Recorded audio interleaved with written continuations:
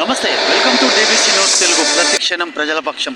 తెలంగాణ వ్యాప్తంగా సర్పంచ్ ఎలక్షన్లు అంటే ప్రతి గ్రామంలో కూడా ఒక సంగ్రామం మొదలైంది.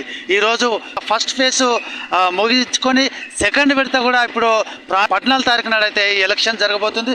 సిద్దిపేట జిల్లాలో ఇప్పుడు ప్రస్తుతం మనము మిట్టపల్లి గ్రామంలో ఉన్నాం. ఇక్కడ ఇదొక అంటే సిద్దిపేట ఒక అతి కూతవేట్లో ఉండడం వల్ల కూడా ఈ మిట్టపల్లి గ్రామానికి కూడా ఒక ప్రత్యేకమైన ఒక అభిప్రాయం అయితే ఉన్నది. దానికి సంబంధించి కూడా ఇక్కడ రంజిత్ గారు ఉన్నారు.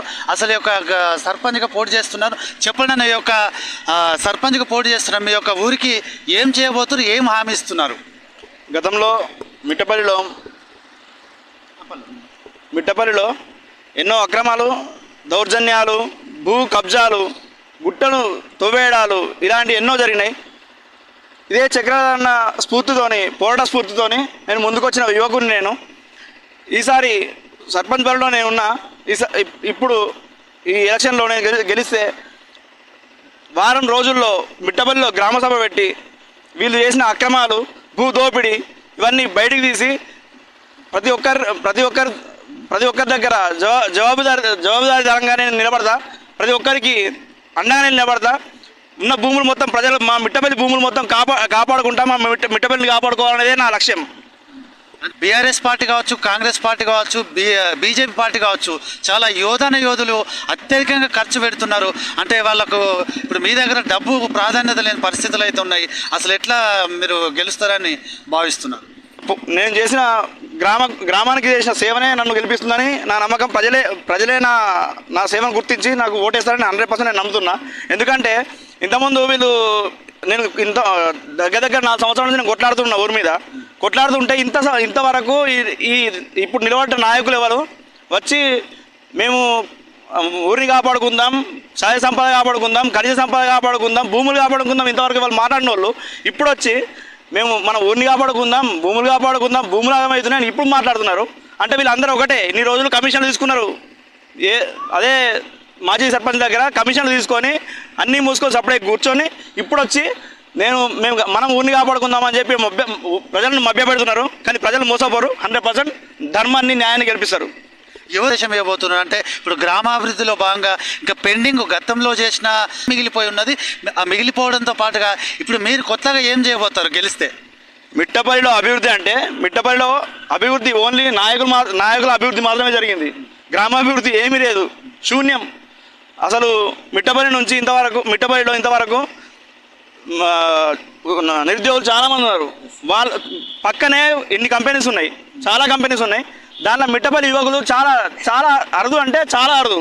అసలు ఇంతవరకు మిట్టపల్లి ఒక యువకుడు ఎవరైనా జాబ్ కావాలంటే నాయకులు చుట్టూ తిరిగి సపడే ఊరుకొని పోయి సిద్దిపేటలో ఏదో ఒక పనిలో చదువుకున్న యువత పోయి పనిలో చేరుతుర్రు అంటే వాళ్ళకు క్వాలిఫికేషన్ తగ్గట్టు ఒక జాబ్ లేదు.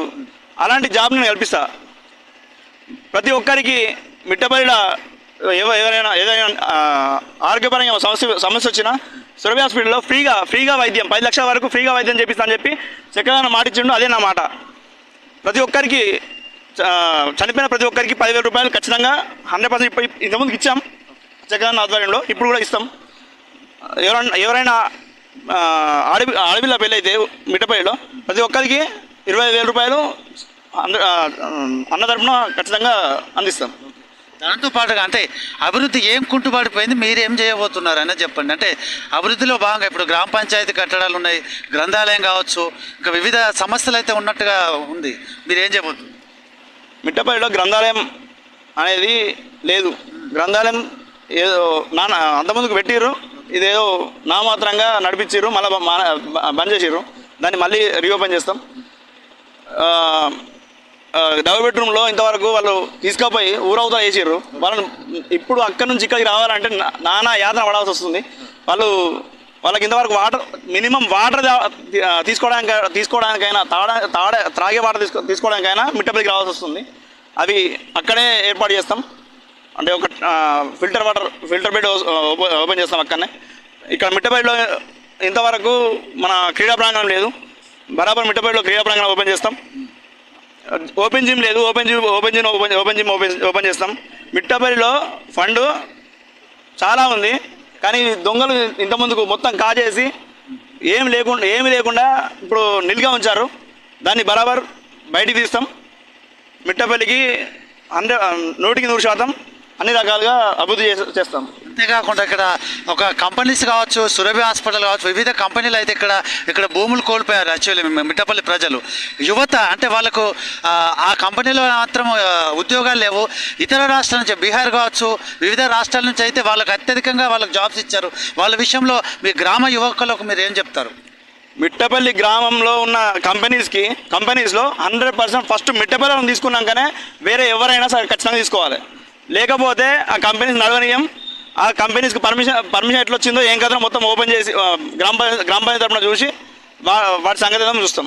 నాయకులు వీళ్ళు ప్రతి ఒక్కరు నా మీద ఏదో ఒక అలిగేషన్ చేస్తూ ఏదో ఒక విషయాల మీద తీసుకుపోయి దాని మ్యాటర్ ఏముండదు తీసుకుపోయి అక్కడ కేసు పెట్టడం, ఇలా చాలా రకాలుగా ఒక వ్యక్తి నన్ను ఊర్లో ప్రశ్నించిన నువ్వు కబ్జా చేసినావు అని చెప్పి నేను అడిగినందుకు ఇదే గ్రామ పంచాయతీ వేదికగా ఒక 40 మందిని తీసుకొని వచ్చి నన్ను కొట్టిండు. నేను అప్పుడు కూడా నేను ఏమనకుండా వెళ్ళి కేసు పెట్టి నేను నిల్చున్నా. ఎన్ని ఇబ్బందులు గురి చేసినా నిలబడ్డది మాత్రం మా ఊరు గురించే, కానీ నేను ఏదో పదవుల కోసమో లేకుండా డబ్బు కోసమో నేను చేస్తలేను. 100% నేను ఊరి కోసం నిలబడదా అని చెప్పి వచ్చిన వ్యక్తిని. ఫైనల్గా ప్రజలను ఏం కోరుకుంటున్నారు? ప్రతి ఒక్కరి తమ్ముళ్ళలాగా, ప్రతి ఒక్క కొడుకులాగా అందరితో మమేకమై జీవిస్తా. ప్రతి ఒక్క ఇప్పుడు ఉండే ఎలక్షన్స్లో బ్యాడ్ గుర్తుకు ఓటేసి నన్ను గెలిపించగలరని కోరుతున్నాను. రంజిత్ అయితే ఇప్పుడు చక్రధర్ ఆధ్వర్యంలో కూడా అనేక ఉద్యమాలు అయితే ఇక్కడ భూ సమస్యల మీద పోరాటం చేసిండు. అంతేకాకుండా గ్రామంలో కూడా యువకులు కావచ్చు, ఇప్పుడు క్రీడా ప్రాంగణం, అలాగే ఇక్కడ స్థానికంగా కూడా భూములు కోల్పోయిన వివిధ సంస్థల్లో ఒక కంపెనీస్ అయితే వచ్చాయి. వాళ్ళు కూడా యువకులకు కూడా ఒక ఉద్యోగ భరోసా ఇస్తానని కూడా హామీ ఇస్తున్న పరిస్థితులు అయితే కనిపిస్తున్నాయి.